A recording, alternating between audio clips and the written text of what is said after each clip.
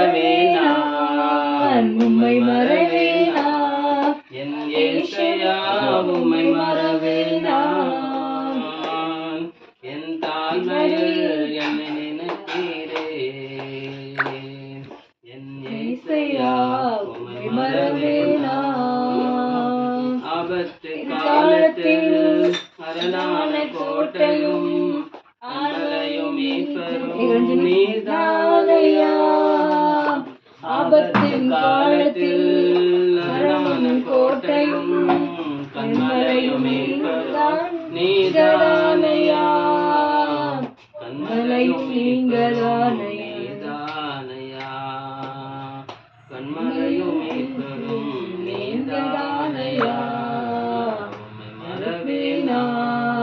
உம்மை மறவேனான் என் ஏசையா உம்மை மறவேனான் என் தாழ்மையில் என்னை நினைத்தீரே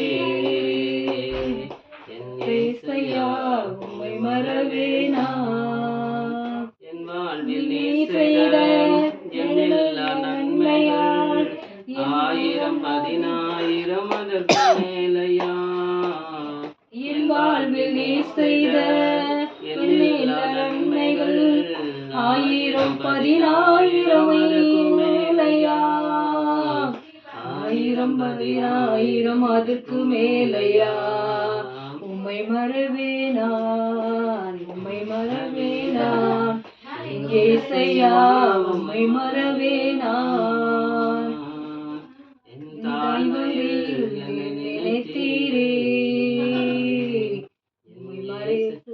उम्मै मरवेना परमेश्वर धन्यवाद करते हैं परमेश्वर का स्तुति महिमा करते हैं। हम परमेश्वर को अपने माँ से गोद में परमेश्वर हमको छूना परमेश्वर को हम भूल नहीं सकते परमेश्वर को हम आराधना करते हैं परमेश्वर को हम महिमा करते हैं परमेश्वर को हम स्तुति करते हैं परमेश्वर को हम जयकार करते हैं राजा की राजा प्रभु हम धन्यवाद करते हैं प्रभु हम धन्यवाद करते हैं यहोवा रफा आपको हम धन्यवाद करते हैं सुंदर समय के लिए हम धन्यवाद करते हैं राजा सुंदर समय के लिए आपको जयकार करते हैं इस आराधना को अपने ब्लेसिंग करना राजा अपनी आराधना को अपने आशीष देना राजा अपने कहा मेरा नाम से दो जो परमेश्वर को स्तुति करते हैं वो जहाँ भी परमेश्वर आते हैं राजा इस हमने प्रभु बाप ने परमेश्वर हमारे माँ के गोद में से आपको हमको चुना राजा हम जब भी प्रभु आपको भूल नहीं सकते आपको हम स्तुति करते रहेंगे प्रभु आपने बहुत सारी हमारे हेल्पिंग किया राजा रक्षा किया राजा इस गाना में इसको मतलब परमेश्वर है आप पिता परमेश्वर 6 लाख 6,000 पता परमेश्वर आपने कितने 6,000 के आहार प्रभु हमारे लिए मदद किया राजा उसी के लिए हम धन्यवाद करने चाहिए राजा और शानदार कबा वो मैं धन्यवाद करते राजा धन्यवाद करते मेरे दिल में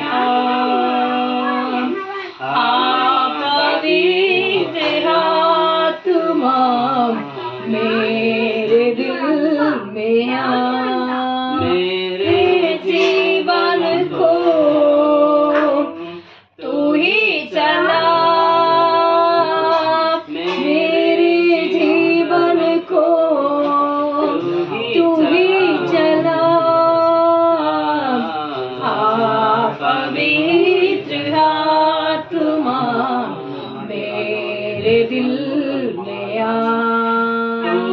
गया हूँ मैं जीवन का क्या है भरोसा टूट गया हूँ मैं जीवन का क्या है भरोसा धोखे में धोखा है सारा जहां जाओ तो जाओ कहाँ धोखे में धोखा है सारा जहां जाओ तो जाओ कहाँ पवित्र आत्मा मेरे दिल में थक चुका हूँ मैं जीवन का तू ही सहारा थक चुका हूँ मैं जीवन का तू ही सहारा जीवन में सोचा है तू ही मसीहा, जाऊं तो जाऊं कहाँ। जीवन में सच है तू ही मसीहा, जाऊं तो जाऊं कहाँ। पवित्र आत्मा मेरे दिल में आ, प्यासा आया हूँ मैं, मुझको तू जल पिला। प्यासा आया हूँ मैं, मुझको तू जल पिला। जीवन में सत्य है तू ही मसीहा, जाओ तो जाओ कहाँ। जीवन में सोता है तू ही मसीहा, जाओ तो जाओ कहाँ।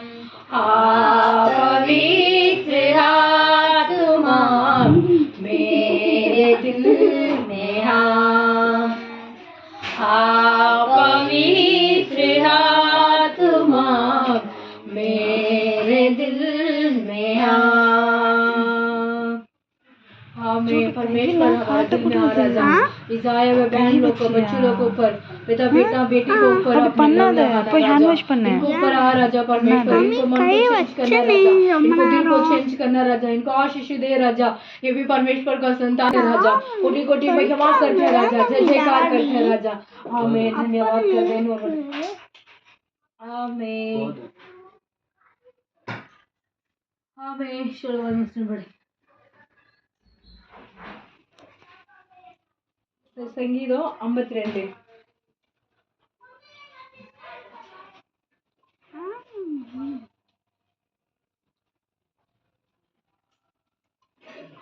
மேல கை வச்சா என்ன சொல்ல? நீ விட்டு என்கிட்ட நீ பேசாத. 52.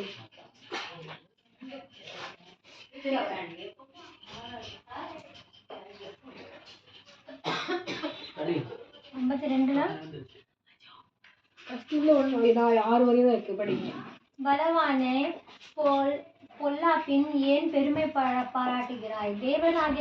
தேவனுடைய கிருபை எந்நாளும் உள்ளது. நீ கேடுகளை செய்ய எத்தனம் பண்ணுகிறாய். கபடு செய்யும் உன் நாவு தீட்டுப்பட்ட சவரங்கன் கத்தியை போல் இருக்கிறது. நன்மையை பார்க்கிலும் தீமையும் யதார்த்தத்தை பேசுகிறதை பார்க்கிலும் பொய்யையும் விரும்புகிறாய். கபடம் உள்ள நாவே, சங்காரமுக்கும் சகல வார்த்தைகளையும் நீ விரும்புகிறாய். தேவன் உன்னை என்றென்றைக்கும் இராதபடிக்கு அழித்து போடுவார். அவர் உன்னை பிடித்து உன் வாசஸ்தலத்தில் இருந்து பிடுங்கி நீ ஜீவனுள்ளோர் தேசத்தில் இராதபடிக்கு உன்னை நிர்மூலமாக்குவார். நீதிமான்கள் அதை கண்டு பயந்து அவனை பார்த்து நகைத்து, இதோ தேவனை தன் பலனான எண்ணாமல் தன் செல்வாப்பெருக்கத்தை நம்பி தன் தீவினையில் பலத்து கொண்டு மனுஷன் இவன்தான் என்பார்கள். நானோ தேவனுடைய ஆலயத்தில் பஞ்சையான ஒலிவு மரத்தின் போல் இருக்கிறேன். தேவனுடைய கிருபை என்றென்றைக்கும் நம்பி இருக்கிறேன். நீரே இதை செய்தீர் என்று உம்மை என்றென்றைக்கும் துதித்து உமது நாமத்திற்கு காத்திருப்பேன். உம்முடைய பரிசுத்தவான்களுக்கு முன்பாக அது நலமாயிருக்கிறது. ஆமென். இந்த நாள் சொல்லப்பட்ட வசனப்படி அந்த படிச்ச மொழி சியோன் மலை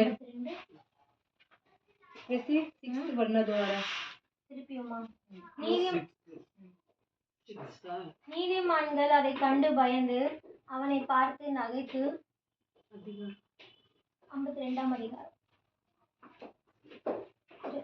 संगीता 52 கண்ணாடி 52 का 6 1 to 6 நீதிமான்கள் அதை கண்டு பயந்து அவனை பார்த்து நகைத்து, இதோ தேவனை தன் பலனாக எண்ணாமல் தன் செல்வ பெருக்கத்தை நம்பி தன் தீவினையில் வளர்ந்து கொண்டு மனுஷன் இவன்தான் என்பார்கள். சியோன் அதுபடி சியோனா அதுக்கு கீழே 7 7 7 8 நான் தேவனுடைய ஆலயத்தில் பச்சையான ஒலிவ மரத்தைப் போல் இருக்கிறேன். தேவனுடைய கிருபை என்றென்றைக்கும் நம்பியிருக்கிறேன். ஆமென். நானும் என் தேவனுடைய ஆலயத்தில் என்றென்றைக்கும் ஒலிவ மரத்தை போல நான் இருக்கிறேன். இந்த கர்த்தர் சொல்றாரு இந்த கால நேரத்தில் சங்கீத வசனத்துல கர்த்தருடைய நம்ம ஆலயத்தில் எங்க இருக்கணுமா, நானும் என் தேவனாகிய ஆலயத்திலே என்ன ஒலிவ மரத்தை போல செழிப்பாயிருப்பேன். நீதிமான்களா இருக்கும்போது செழிப்பா இருப்பார்கள். நீதிமான்களா இருக்கும்போது கர்த்தர் என்ன பண்றாரா, அவர்களை ஆசீர்வதிக்கிறார். கர்த்தர் நீதிமான்களா இருக்கும்போது அவர்களை உயர்த்துகிறார். நீதிமான்களா இருக்கும்போது அவர்களை ஆசீர்வதிக்கிறார். ஒலிவ மரத்தை கன்றுகளை போல நம்ம இருக்கிறோம். என்ன சொல்லப்பட்டது, நீ ஒலிவ மரத்தை கன்றுகளை போல வாழ்ந்து சுகமா இருப்பா என்ன ஒரு பாட்டு பாடுறோம் இல்லையா, அதே போல வசனம் சொல்லப்பட்டது. அதே போல இதை இப்போ எதுவும் இல்லை.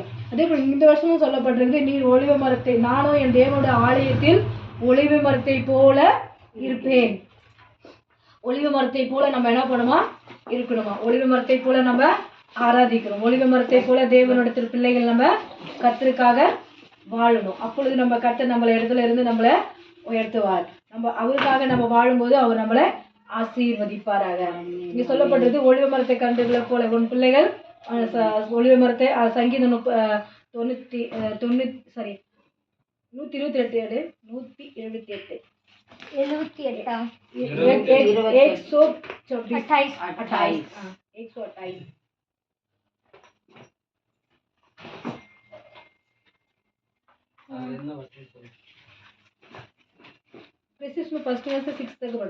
கர்த்தருக்கு பயந்து அவர் வழியில் நடக்கிறவன் எவனோ அவன் பாக்கியவான். ஆமென். கர்த்தருக்கு பயந்து அவன் வழியில் நடக்கிற மனுஷன் எவனோ அவன் பாக்கியவான். கைகளின் பிரயாசத்தை நீ சாப்பிடுவாய், உனக்கு பாக்கியமும் நன்மையும் உண்டாயிருக்கும். ஆமென். நம்மளுக்கு பாக்கியம் நன்மையும் உண்டாயிருக்கும். நம்ம கர்த்தருக்கு பயந்து நம்ம வாழும்போது நம்மளோட வாழ்க்கை அவருக்கு பிரியமா இருக்கும்போது அவன் பிள்ளைகள் ஒலிவ மரத்தை போல கன்றுகளை போல இருப்பார்கள். அப்படின்னா கர்த்தர் ஒரு கடவுள்னு ஒருத்தர் இருக்கிறார். கடவுள் நம்மளுக்கு கூட இருந்து நம்மளை ஒவ்வொரு நாளும் வழி நடத்துகிறார். கடவுள் நம்மளோடு இருந்து நம்மளுக்கு போதிக்கிறார். நம்மளுக்கு ஞானம் தர்றது கூட யாரு, யோசனை மைண்டு எல்லாம் கொடுக்கறது யாரு, கடவுள். ஏன்னா இந்த உலகத்தையே படைச்ச ஒரு கடவுள் இருக்கிறார். ஆச்சா, இல்லைன்னா எப்படி இந்த உலகம் உருவாகிருக்கும், எப்படி மனுஷங்களை உருவாக்கி இருப்பாங்க, செடிகளை எப்படி உருவாக்கி இருப்பாங்க, கடவுள் இருக்காரா, இயற்கையோ இல்ல இயற்கை நோ, கடவுளுங்கிற ஒரு மனிதர் உலகத்திலிருந்து எல்லாம் உருவாக்கினாரு. அது உருவாக்கி அதுலதான் மனுஷனையும் அவரு தான் படைச்சார், மண்ணுனால உருவாக்கினாரு. சுவாசத்தை நம்மளதான் சுவாசம் நம்ம மூச்சு விடுறோம் இல்லையா, மூச்சு எப்படி வருது, அவரோட மூச்சு தான் நம்மளுக்கு இருக்கு அப்படின்னு கடவுள் இல்லைன்னு சொல்லக்கூடாது. அதான் சொல்ல கர்த்தருக்கு பயந்து அவர் வழியில நடக்கிற மனுஷன் பாக்கியவான். கர்த்தருக்கு நம்ம பயந்து ஒவ்வொரு நாளும் கடவுள் இருக்கிறார், நம்மளதான் நடத்துறாரு அப்படின்னு நம்ம விசுவாசம் இருக்கணும். இருக்கும்போது நம்மள அவர் வழி நடத்துவார். அப்படின்னு கீழே சொல்லப்பட்ட 2ல உன் பிள்ளைகள் உன் மனைவி உன் வீட்டோர இருக்கிற திராட்சை செடி கொடிய போல இருப்பார்கள். அப்படின்னா நம்மள கூட இருக்க நம்ம அப்பா அம்மா யாரு, அவங்களாம் நம்மளுக்கு திராட்சை செடி, நம்ம தான் கொடிங்க. ஆச்சா, அப்பா அம்மா யாரு, செடி, நம்மளாம் கொடி. அப்ப நம்ம அவங்களோட கூட இருக்கும்போது நம்மளுக்கு நல்ல நாலேஜ் கிடைக்கும் இல்லையா, நல்ல அறிவு கிடைக்கும். நம்மளுக்கு நல்லா எல்லா உதவியும் நம்மளுக்கு யார் கொடுக்குறாங்க, அப்பா அம்மா கொடுக்குறாங்க நம்மளுக்கு இல்லையா. அப்பா அம்மா தான் நம்மளுக்கு உதவி செய்கிறாங்க. அந்த செடி என்ன பண்ணுது, இந்த கொடி என்ன பண்ணுது, செடியோடு ஓடிட்டு இருக்கும்போது நல்லா செழிப்பாக இருக்குது. அது கட்டாச்சு என்ன ஆகுது, காஞ்சி போயிடுது. அதே போல் நம்ம வாழ்க்கை என்ன பண்ணுவோம், ஒன்னோட ஒன்று என்ன பண்ணுமா இணைஞ்சு இருக்கும்போது கர்த்தர் நம்மளோட கூட இருப்பார். 3வது படிக்கிறீங்களா, உன் பிள்ளைகள் உன் பந்தியை சுற்றிலும் ஒலிவ மர கன்றுகளை போல இருப்பார்கள். ஆமே, உன் பிள்ளைகள் ஒலிவ மரத்தை சுற்றி உன் கன்றுகளை போல இருப்பார்கள். அப்படின்னா ஒலிவ மரம் இப்ப நம்ம படிச்சு இல்லையா, அந்த ஒண்ணு வாழை மரம் மாதிரி எல்லாரும் வாழை மரம் ஒலிவ மரம்னா ஹைட்டா இருக்கும், கீழே இருக்காது, அது ஹைட்டா இருக்கும் ஒலிவ மரம். அதுல வந்து எப்பயோ ஒரு தான் பழம் பழுக்கும்னு சொல்லுவாங்களா, அது மாதிரி சொல்லப்படுறது. அதே போல நம்ம என்ன பண்ணுவோம், செழிப்பா இருக்கணுமா. 30 படிக்கலாம், 4th படிச்சுக்கலாமா. இதோ கர்த்தருக்கு பயப்படுகிற மனுஷன் இவ்விதமாய் ஆசீர்வதிக்கப்படுவான். ஆமே. கர்த்தருக்கு பயப்படுற மனுஷன் விதமாய் ஆசீர்வதிக்கப்படுவான். கர்த்தருக்கு நம்ம பயந்து வாழும்போது கர்த்தர் நம்மள என்ன பண்றாரு? ஆசீர்வதிக்கிறாரு. ஆசீர்வதிக்கிறா ஆபிரகாமை பார்க்கலாம். ஆபிரகாம் பயந்து நடந்ததுனாலதான் அவர் ரொம்ப உலகத்துல எல்லா கிறிஸ்தவங்களும் ஆபிரகாம் மூலியமா தான் வந்தாங்க. ராமர் கேத்தலிக்கு எல்லாம் அதுல பெந்தகோஸ் யார்சி என்னென்னமோ சொல்றாங்க. எல்லாரும் மனுஷங்களும் கூட எதுல இருந்து வந்தாங்க?